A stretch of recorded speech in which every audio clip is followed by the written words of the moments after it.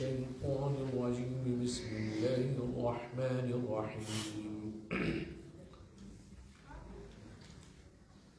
قالوا يا أبانا ما لك لا تأمنا على يوسف وإنا له لناصحون أرسله معنا غدا يرتع ويلعب وإنا له لحافظون قال إني ليحزنني أن تذهبوا به وأخاف أن يأكله الذئب وأنتم عنه غافلون قالوا لئن أكله الذئب ونحن عصبة إنا إذا لخاسرون فلما ذهبوا به وأجمعوا أن يجعلوه في غيابة الجب وأوحينا إليه لتنبئنهم بأمرهم هذا وهم لا يشعرون وجاءوا أباهم عشاء يبكون قالوا يا أبانا إنا ذهبنا نستبق وتركنا يوسف عند متاعنا فأكله الذئب وما أنت بمؤمن لنا ولو كنا صادقين وجاءوا على قميصه بدم كذب قال بل سولت لكم أنفسكم أمرا فصبر جميل والله المستعان على ما تصفون صدق الله العظيم وصدق رسوله النبي الكريم.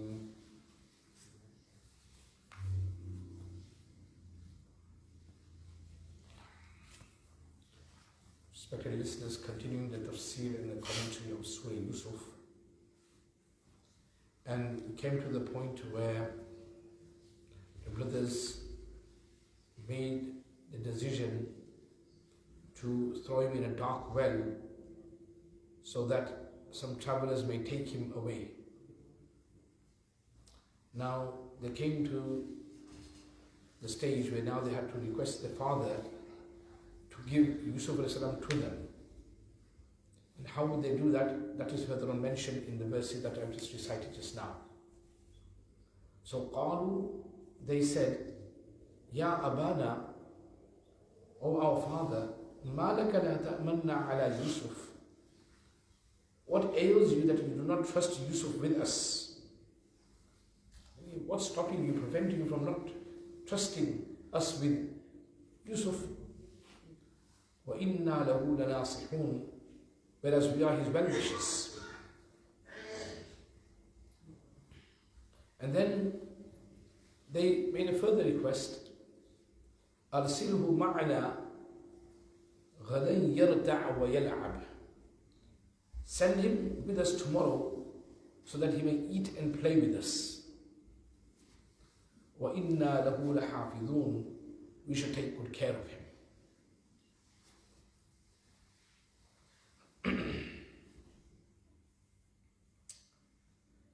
From this we also learn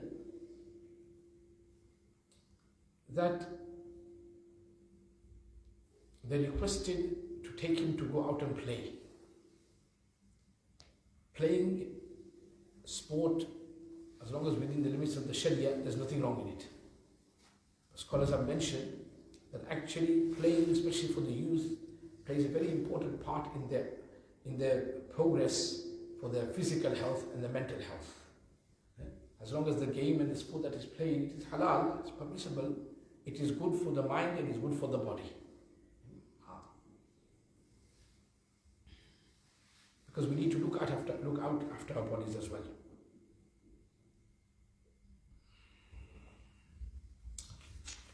Further on,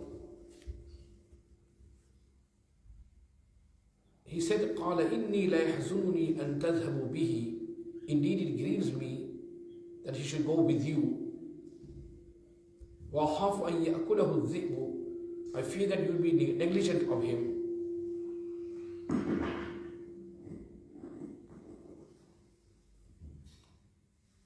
I fear that you'll be negligent of him, and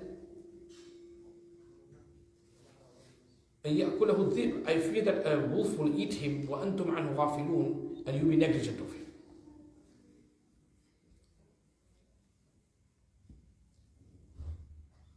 Yaqub alayhi salatu wasalam had so much love for Yusuf alayhi salatu wasalam, so he couldn't bear him out of his sight.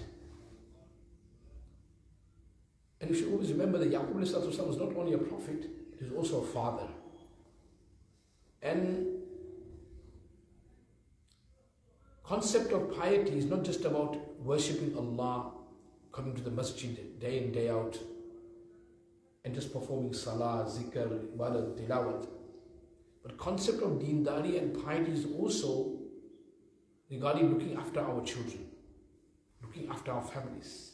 That is also part of deendari, that is also part of deen, that is also part of piety and taqwa and righteousness.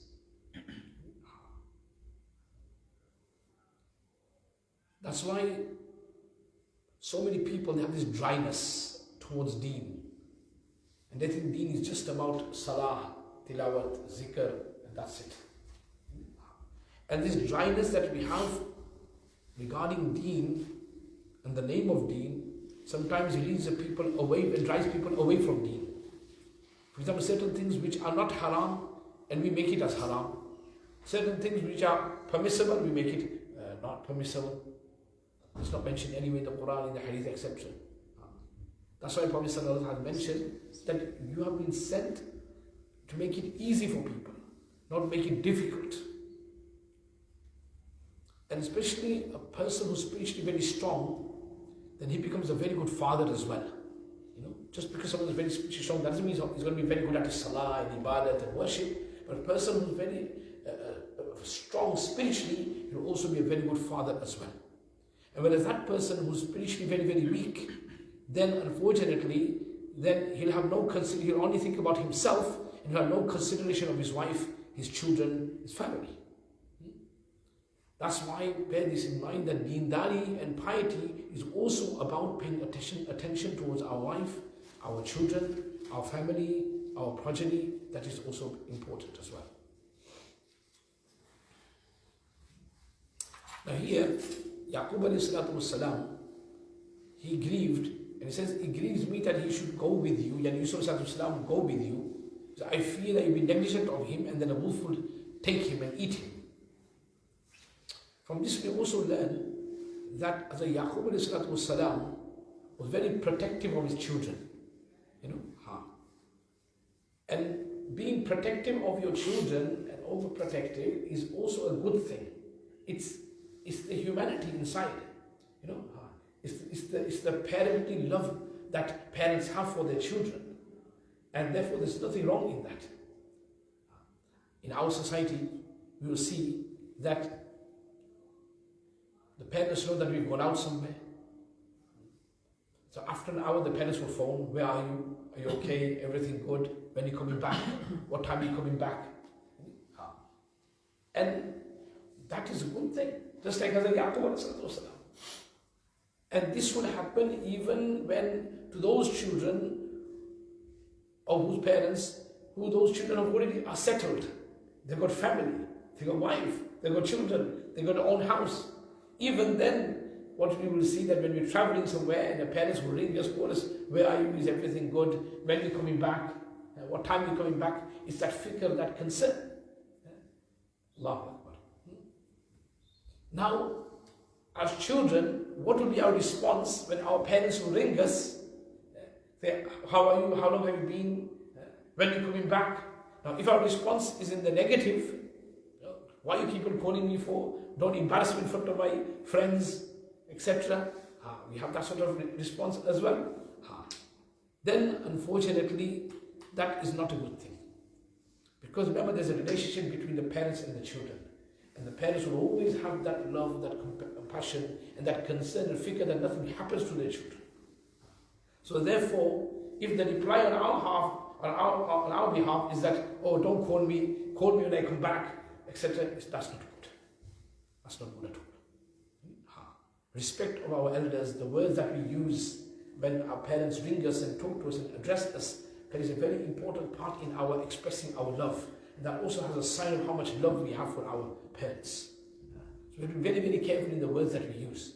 Whereas on the other hand, We are with our friends, wherever we gone, anywhere, with our family, and they call us, and we reply, yes, I've just reached here, I'll be leaving at this particular time, I'm just on my way, don't worry, alhamdulillah. But the response is not a negative one, the words are full of love and compassion and muhabbat, then that's a different story. That is something that we need to learn. We need to learn. And we can only learn if we sit with people who have good akhlaq, good character, pious people, right? Then we'll learn how to speak even to our parents, how to respond to our parents, even when it's mind, Allahu Akbar, even if you've gone so old, when it's mind sometimes, because we have not had the right tarbiyah, that's why we don't use our words correctly, that respect which is required for our elders.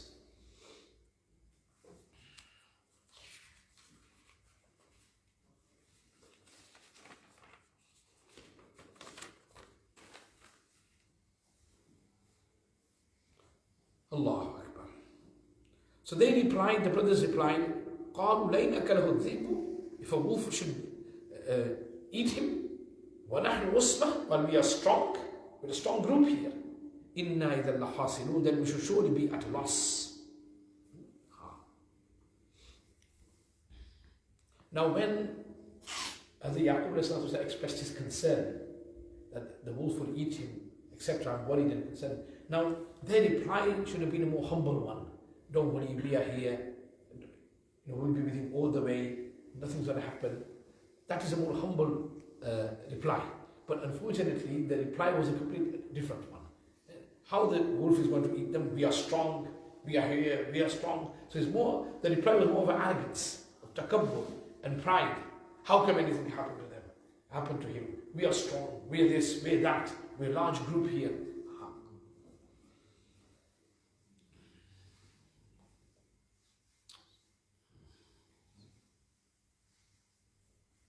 Further on, Allah Ta'ala mentions, فَلَمَّا ذَهَبُوا بِهِ, when they took him, and وَأَجْمَعُوا أَن يَجْعَلُوهُ فِي غَيَابَةِ الْجُبِّ, and together resolved to throw him into a dark well.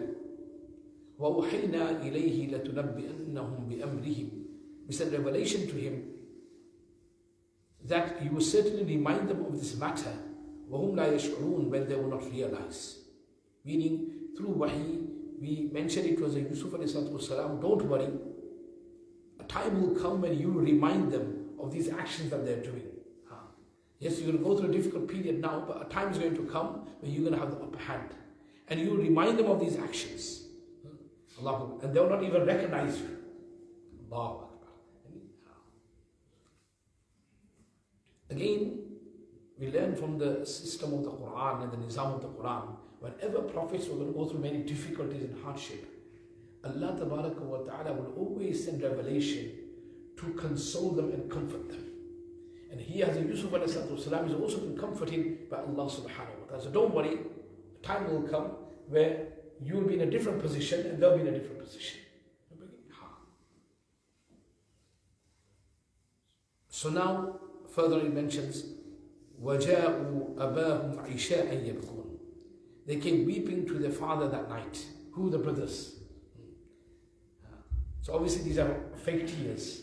Now because when you've done something wrong, you know you did something wrong, now you're going to lie. So that one lie with one lie there has to be so many lies. And then you have to have crocodile tears as well. To prove your point. It happens in our normal life as well. Anyway. وَجَاءُوا أَبَاهُمْ عِشَاءً يَبْكُونَ. They came weeping to their father that night. قالوا, they said, Ya Abana, O our father, Inna dhahabna nastabiqu. We went racing. We were racing with one another. وَتَرَكْنَا يُوسُفَ عِنْدَ مَتَاعِنَا, and left Yusuf with our goods. فَأَكَلَهُ الذِّئْبُ, when a wolf ate him. وَمَا أَنْتَ بِمُؤْمِنٍ لَنَا وَلَوْ كُنَّا صَادِقِينَ. But you don't believe us even though we are truthful. Because they knew that Yaqub did not trust them. So they will even mention this as well. But we know that you're not going to believe us. Sometimes we say, there's no point telling you, you're not going to believe us anyway, but I'll just tell you. So that's what is happening here. Allahu Akbar.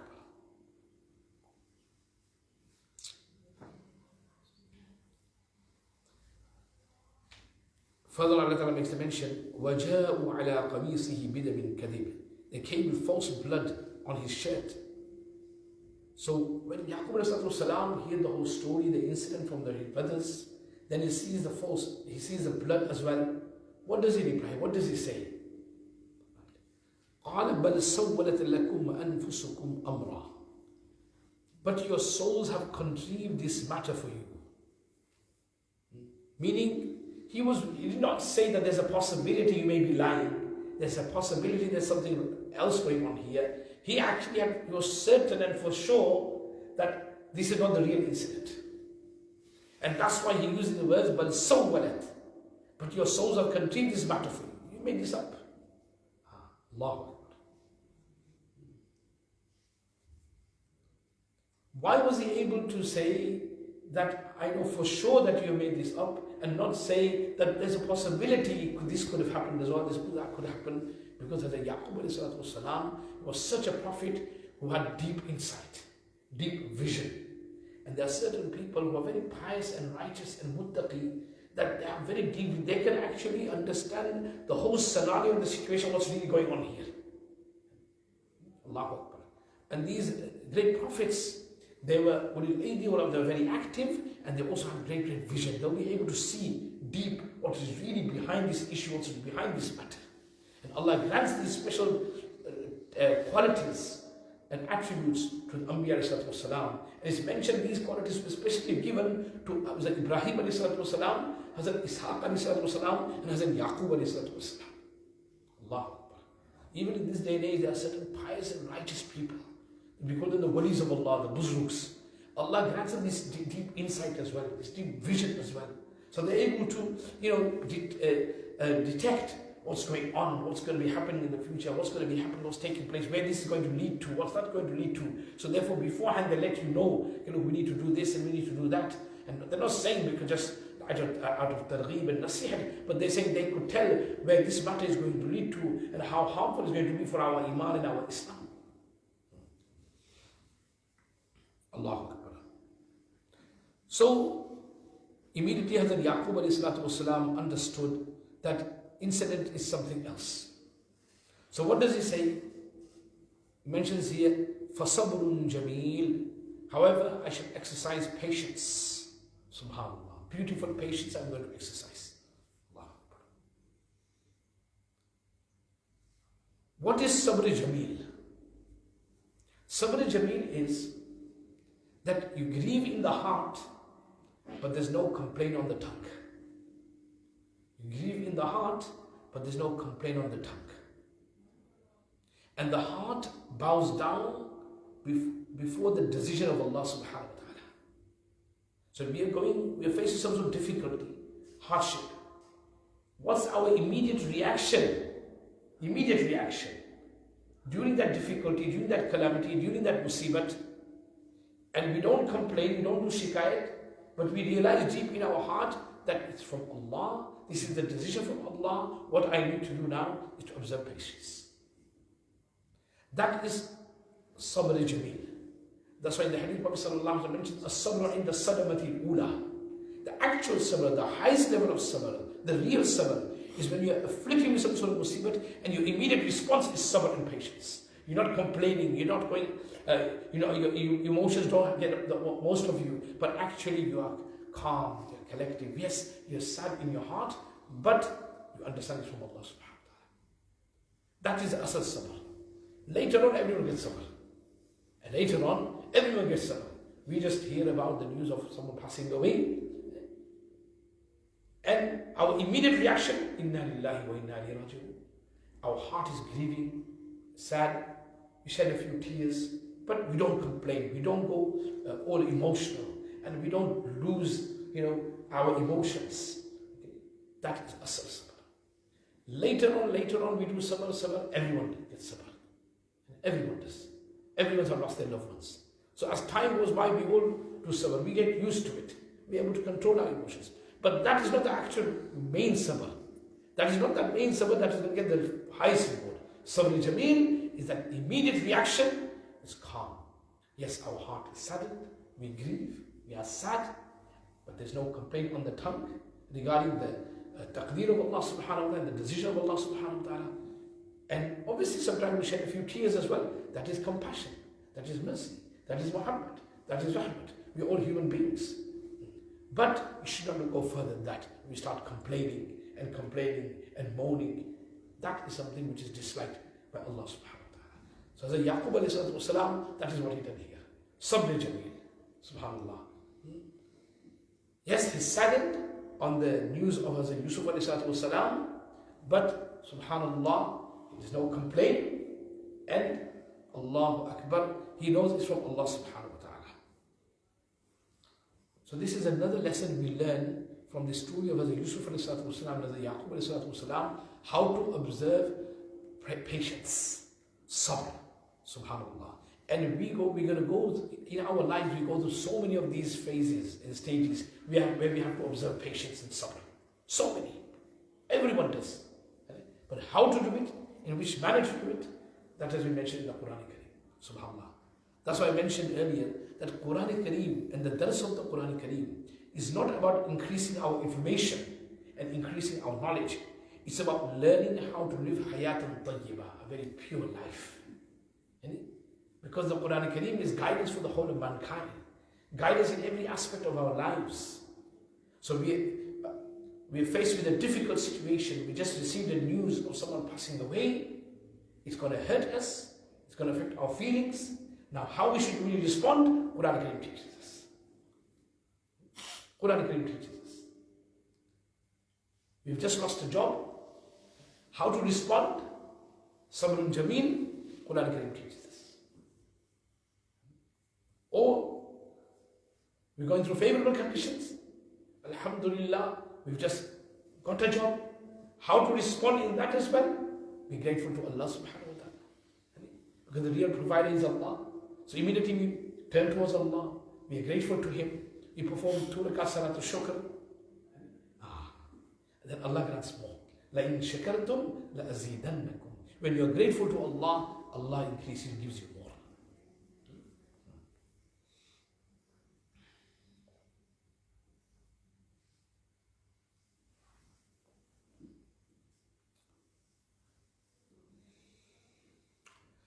And then further on, Hazrat Yaqub alayhi salatu wasalam, after observing patience and sabr, what does he do? He's a Nabi of Allah, close to Allah. Wallahu al-musta'anu ala ma tasifun. I shall seek Allah's assistance against what you have devised. So immediately now, after sabr, what does he do? He's not going to plan himself. What does he do? He immediately turns his attention towards Allah subhanahu wa ta'ala. And now, I will seek help from Allah. Very calmly. He's not rebuking the brother, his sons. He's not telling them off. He's not going out of character. Nothing like that. What does he do? Very calmly. Wallahu musta'an wa ala ma tasifun. I will seek help from Allah subhanahu wa ta'ala. Allahu Akbar. That's why, from this we also learn the connection of Hazrat Yaqub with Allah subhanahu wa ta'ala. And that also shows the recognition of Allah in the heart of Hazrat Yaqub. He had the ma'rifat of Allah. The connection of Allah with Allah was so strong. That's why people have strong connection with Allah. When they're faced with these sort of situations, they immediately turn towards Allah subhanahu wa ta'ala. Me and you, our connection is very weak. We turn towards the dunya. We turn towards the people of the dunya. We turn towards the means and the asbab of the dunya. Whereas the Allah and the pious and the righteous people, they immediately turn towards Allah subhanahu wa ta'ala. And for us to get these qualities within us as well, we need to be in the company of people who do sabr. We need to be in the quality of the people who have sabr jameel. We need to be in the company of those people who are seeking help from Allah. We need to be in the company of those people who have taqwa. We need to be in the company of those people who do so much shukr and grateful to Allah subhanahu wa ta'ala. These are the Allah wale and the pious and the righteous people. When we sit with these people who have these sort of qualities and attributes, then we will also get these qualities within ourselves as well.